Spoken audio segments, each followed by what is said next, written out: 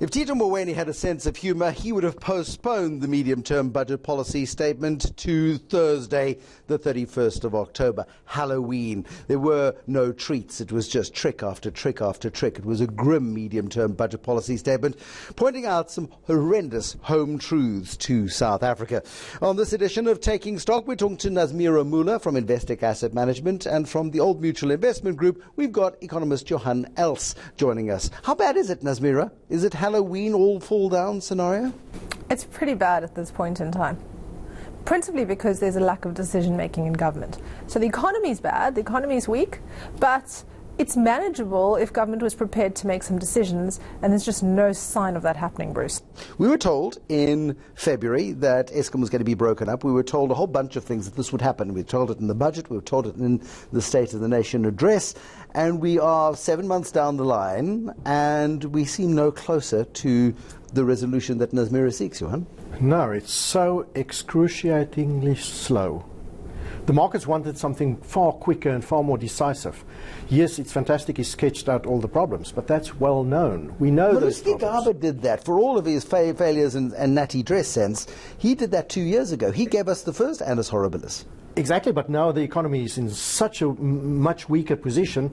Deficit is so much higher, debt levels are so much higher, and not stabilizing at all. So we're in a far worse position than 2 years ago, and yet we do the same thing. No decision making. What is holding him back, Nazmeera, from making decisions? The President, the Finance Minister. The Finance Minister is full of bluster. The Finance Minister is, you get a clear idea that he knows where he wants to go, but it's kind of, being the only player in the team that's got the ball and you're not getting any support from behind. Bruce, there are a couple of ways to close a deficit. We've exhausted two of them. Firstly, you raise taxes, and we've run out of room on that score. The last few times they've raised taxes, they've raised far less revenue than expected. So raising taxes isn't going to help.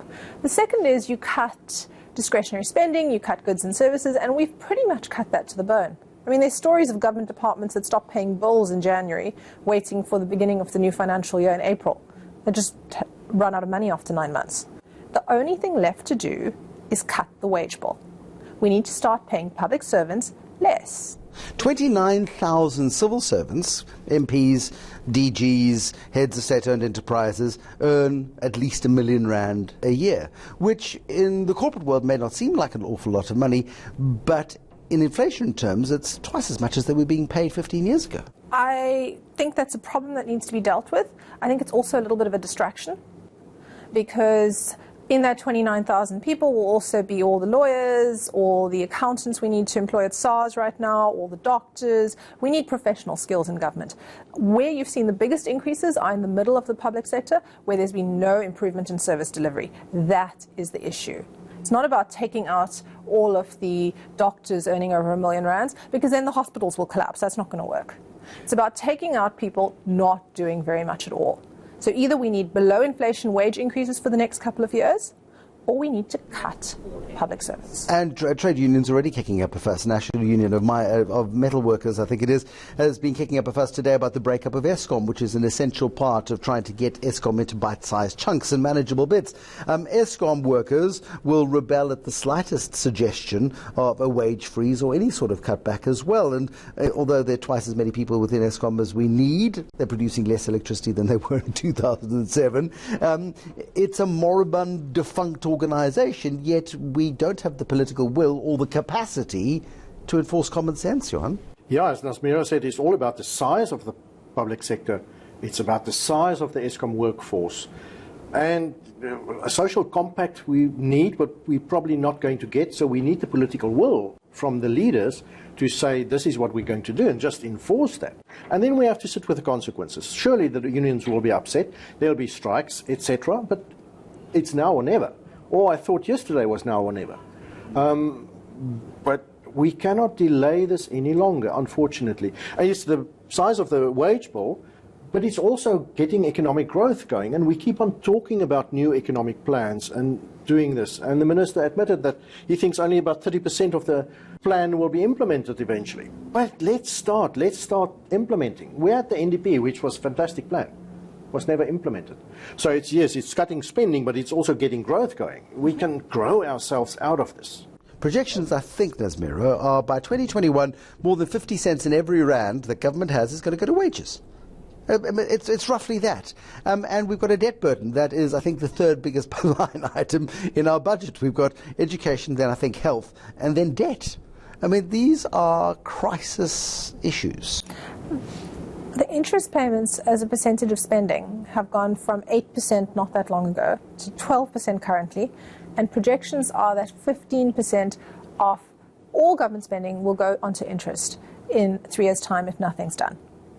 That's a lot. 15 rands in every 100 going to the interest bill, not the debt repayment, not paying the capital, just the interest bill. That's not sustainable, and that will get worse if we don't start to rein in spending and control the debt trajectory right now. Dare I suggest that Tito Mboweni used the medium-term budget policy statement on Wednesday to scare the living daylights out of all of us, to say these are the projections. If we carry on at this pace, we go from a 3 trillion rand debt burden to 4.5 trillion rand, I think, in 5 years' time. If we continue on this path, we end up with a debt to GDP level of over 70%. We run into a brick wall. It's a if we don't act, then this scenario. Absolutely, that could be a strategy. Perhaps that's the one he's trying to follow. But it's not one the markets like. The markets doesn't want that anymore. That's exactly what Gigaba did. Scare tactics. I don't think that's the time for that anymore. We needed action yesterday. What can the finance minister do? I mean, his guy he's not like the chief financial officer within an organization who goes to the CEO and says, you know, this far and no further, otherwise I quit. Or perhaps he is, Nazmeera. Should he be more like a company CFO rather than a politician? I think it's very difficult for a finance minister to be like that in this government. I think Trevor Manuel played a little bit of that role, but the reason he could was because of the government that Thabo Mbeki ran, which was a lot more, dare I say, dictatorial, but the decision-making was a lot more efficient and there was much less consensus building. So one of the strengths of Cyril Ramaphosa, who I think has been an amazing president, is this ability to bring everyone along. Tito Mboweni will only be effective. His MTBPS yesterday would only have served a purpose if we now have a president that's willing to make decisions and back him over the course of the next 4 months. Does Cyril Ramaphosa need to go to war with the trade unions? Does he need to Maggie Thatcher 1985 South Africa? He needs to be prepared to. I would hope he doesn't actually have to do it. I would hope that you could actually reach some agreement with the trade unions that let's reopen the 3-year wage settlement, so next year is included, and let's agree on something that looks like sub-inflation wage increases. A number of corporate private sector companies in South Africa have done exactly that over the last couple of years due to the difficult economic times. We should be able to say to the public sector unions 0% wage increases, and that the quid pro quo for that is no job losses. That would be a real win for me. No job losses in return for sensible wage increases, which next year looks pretty close to zero in my mind. While we're chatting over here, Moody's, which had a 45-minute conversation with the finance minister, his director general and other senior officials on Wednesday night, is putting the final touches to a statement on the future of South Africa's investment grade rating. Moody's is the ratings agency that hates us least. Both S&P and Fitch have downgraded us a long time ago to sub-investment grade. Moody's has us one notch above sub-investment grade. They've got us on a neutral outlook. They raised us to that level when Cyril Ramaphosa became president. Do they take us down to just a negative outlook, or do they skip all formalities and go, you are the weakest link, goodbye? More on that in a moment.